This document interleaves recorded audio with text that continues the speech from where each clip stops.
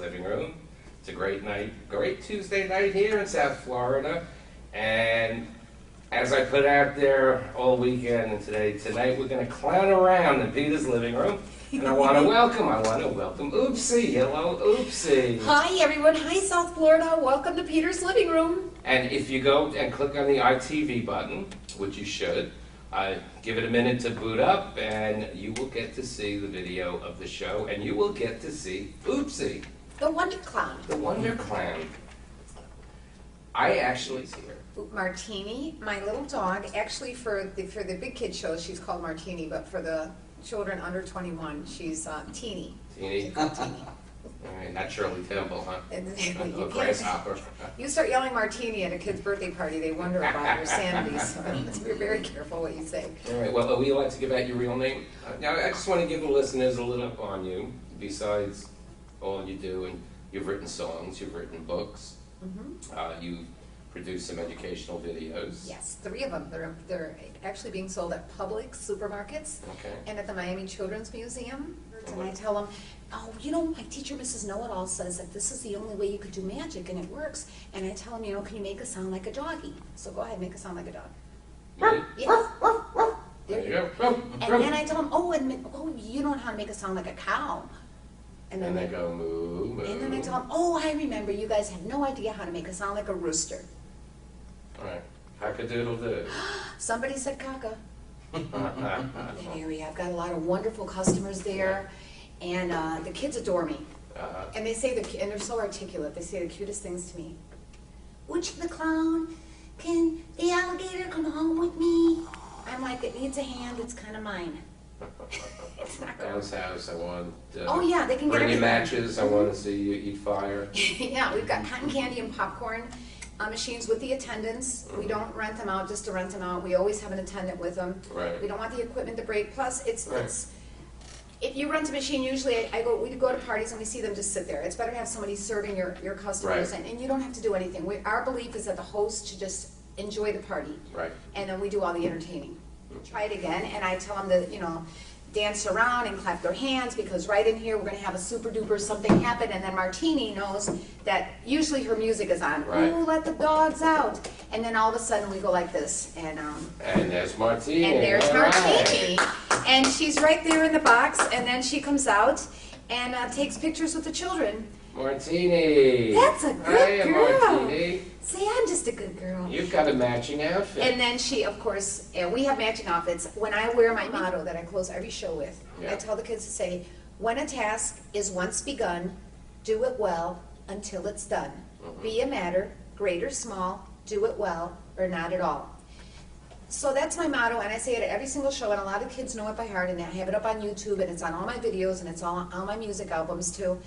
And so I told my children, if I believe that with all my heart and soul, that means I have to vest myself. I have to eat, breathe, and drink what I do. Right. So for Ooopsy, I make sure that I'm always listening, watching, and doing things that help me with my I want to know what music. it makes these kids laugh, but subliminally, you're really instilling like self-esteem. Always. Messages. Always. I believe that you can teach life lessons through laughter. And like one of the things, for example, I do a lot of public venues, and I do events in high-end areas and in poor areas. And inevitably, it doesn't matter what the income level is of the people. A lot of people are into themselves, and they forget that they have to tell their kids to brush their teeth. And there's a serious dental problem out there. Kids are getting gum disease. Really? Kids have horrible cavities. They're getting crowns already at like 6, 7, 8 years old. That was unheard of years ago. You know, and then they're all drinking bottled water, which doesn't have any fluoride. Right. Which I believe too much fluoride isn't good. I mean, I believe too much of anything isn't good, but it's better than not having it all and having the kids' teeth rot. So I wrote this coloring book. I wrote the story. It's called Ooopsy and Dental Ben, and it's called www.oopsy.com, and go to the store page.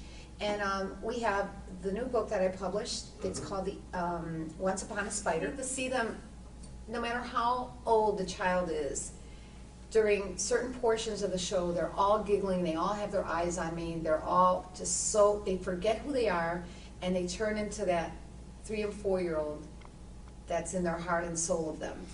And that's the best part of the show for me. Have you ever been confronted with a kid that's scared of clowns? Oh, that just all goes the time. ballistic? All the time. Any parents that have, you know? Yeah, I've had a few parents, and you know See, what? I told you, Chad. They were, you know, grown adults. No, and you know, a lot of it is very psychological, and it's how parents are. There's some parents that are so overprotective of their child that they really kill part of that child's personality. They really do. I was at a party in Hialeah one time, and the little kid was screaming, crying, ran under the table, meow, meow, like really having a fit. And I said to the parents, if you want me to leave, I'll leave. And the dad goes, no. He could act like a baby all he wants. We're not gonna, you know, we're having the party, all the kids are here, we're gonna have a good time. So I, you know, started doing the show, and he was under the table watching the show, and all of a sudden I heard him laughing while he's under the table. You know, and so the part of the show where I'm bringing out, you know, the alligator, which is a puppet, I tell them I'm going to bring out the scariest alligator in the whole world, and some of them shake, you know, they're scared. They go grab their parents, and they're hanging, clinging, and the alligator comes out, and it's hysterical. And this little boy was cracking up, so little by little, he came closer, closer, closer, and then he was sitting in the front row, right in front of me, watching the rest of the show, laughing and giggling, and then we sang Happy Birthday. We went to take the Happy Birthday song to sing it in front of the cake. He's standing next to me, he goes, hold me, while we sing the song. So I'm carrying him now, and we're singing Happy Birthday. And the grandma comes there, gets there late, and she goes, he's afraid of clowns, how could you have brought a clown? And I'm thinking, that's the woman who made him scared of clowns. She told him what he told him to be scared. Your kids do what you tell them. Yes. If you tell them, oh, he's scared, and usually I'll get to parties and I'll tell people, we are not allowed to use the S-C-A-R-E-D word while I'm here. And I see parents going like this, thinking in their head, S. Sacred, I know, sacred. Yeah. Because, you know, if you tell them there's something scary, they're going to be afraid. If you tell them, oh, we're having, oh, this is the best thing that's going to ever happen, then they have it in their mind that that's what, you preempt what they're going to do. When I go to any birthday party or go to any public venue, on my way there, I tell myself, I'm going to meet the happiest, best people in the whole world. All the kids are going to love me. I'm going to have a great time. I'm going to pretend it's my party. And that's what I do. I get there and I think this is the best moment I could ever have. And I have a great time. Good.